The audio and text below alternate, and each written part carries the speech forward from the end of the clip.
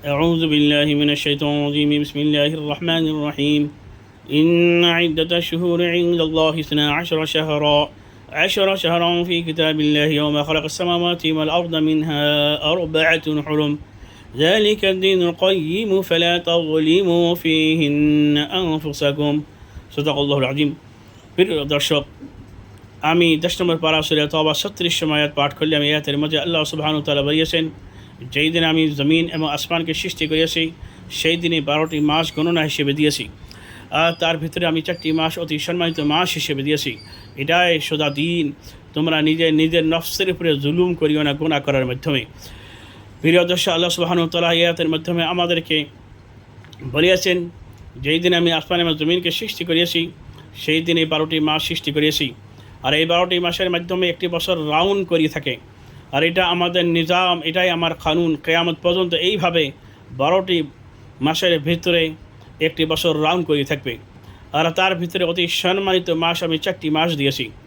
প্রিয় দর্শক, আমাদের জন্য আরবি বছর কোন মাস থেকে আরম্ভ হয় এটা আমাদের জন্য জানা দরকার এবং উচিত। যেইভাবে আমরা ইংরেজি বছর কোন মাস থেকে আরম্ভ হয় আমরা জানি, মিনিমাম সবাই জানি, কিন্তু আরবি বছর কোন মাস থেকে আরম্ভ হয় এই ব্যাপারে আমাদের অনেক কম জ্ঞান রয়েছে বা অবগতা কম রয়েছে। এই জন্য আমি এই কোরআন কারীমের সূরা তাওবা 36 আয়াতের মাধ্যমে আমি ইনশাআল্লাহ আরবি বছর কোন মাস থেকে আরম্ভ হয় এবং আরবি বছর কয় মাসের মাধ্যমে রাউন্ড করে থাকে। সর্বপ্রথম আরবি বছর মুহররম মাস থেকে আরম্ভ হয়, আর 12টি মাসের মাধ্যমে এটা রাউন্ড করে থাকে। কেননা আরবি তারিখ যেটা চন্দ্র হিসেবে আরবি তারিখ নির্ধারিত হয়, আর আরবি তারিখ অনুযায়ী 12টি মাস আল্লাহ তাআলা চালাইয়া থাকবে কিয়ামত পর্যন্ত। আরবি তারিখ আমাদেরকে জানা এবং নলেজ রাখা আবশ্যক এবং জরুরি, কেননা যত মিনিমাম ইবাদত যতগুলি আল্লাহ তাআলা আমাদের উপরে হুকুম আহকাম দিয়েছে এবং ইবাদতগুলি দিয়েছে, এগুলো সব চন্দ্র তারিখ এবং আরবি মাসের সাথে সম্পর্ক রয়েছে। যেরকম হজ, জাকাত, কুরবানি ইত্যাদি বহুত ইবাদত আছে। যেরকম হজ, যদি আপনার জিলহজ মাসের নলেজ না থাকে আর যদি তারিখের যদি নলেজ না থাকে, আপনি যদি অন্য মাসে হজ আদায় করতে যান বা অন্য তারিখে যদি হজ আদায় করতে যান, কোনো দিনে হজ আদায় হবে না। এই ধরনের অনেক মাস রয়েছে, অনেক খাস খাস ইবাদত রয়েছে, খাস তারিখ এবং খাস মাসের মধ্যে আল্লাহ তাআলা দিয়েছে। এই জন্য আমাদের জন্য খাস করে ছোটো ছেলেমেয়েকে আমরা এখন থেকে ওদেরকে শিক্ষা দেব। আরবি মাস 12টি, এর তারিখটা মনে রাখা। ইনশাআল্লাহ 12টি মাস হলো, প্রথম যেটা আমাদের ইসলামিক ক্যালেন্ডার বছর আরম্ভ হয় সেটা মুহররম মাস থেকেই আরম্ভ হয়। আলহামদুলিল্লাহ, আজকে আমাদেরকে সবাইকে যারা এখন পর্যন্ত বা হায়াত আছি, আমাদেরকে আল্লাহ তাআলা নতুন বছরের প্রথম মাসে আমাদেরকে পা রাখার তৌফিক দিলেন।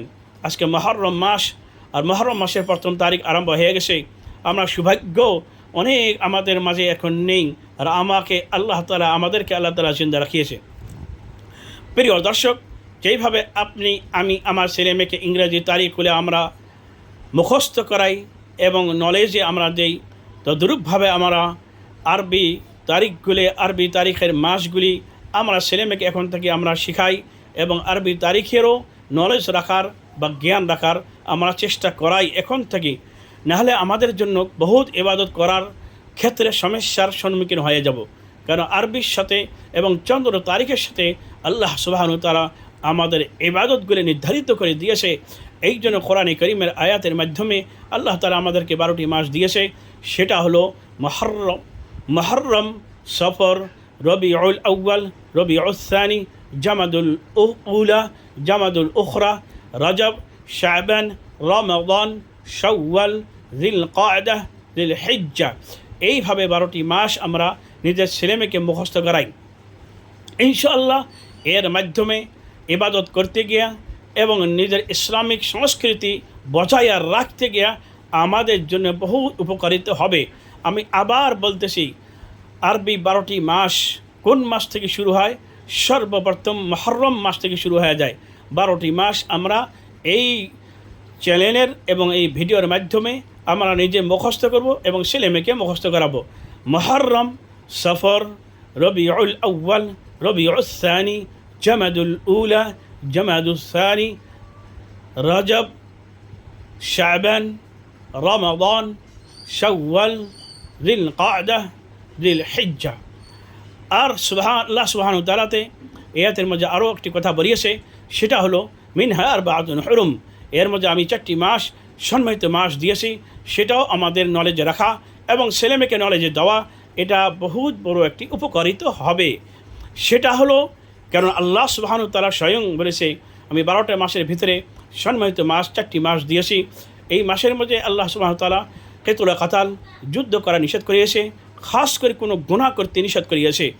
এই 4টি মাসের যেটা হুরমত এবং সম্মানিত মাস হিসেবে আল্লাহ তাআলা যেই দিনে জমিন আসমানকে সৃষ্টি করেছে, সেই দিন থেকে 4টি মাসের আল্লাহ তাআলা সম্মান দিয়েছে। আর এই সম্মানটা আমরা পৃথিবীর সমস্ত মানুষে এই 4টি মাসের নলেজ রাখিয়ে এই মাসকে সম্মান দিয়ে আসছে। আর ইনশাআল্লাহ কিয়ামত পর্যন্ত আল্লাহ তাআলার এই আয়াতের মাধ্যমে আমরা সবাই এই 4টি মাসকে সম্মান দেব। এই 4টি মাসও আমি আমার বলতেছি, সেটা হলো জিল কাদা, জিল হিজ্জা, মুহররম, রজব।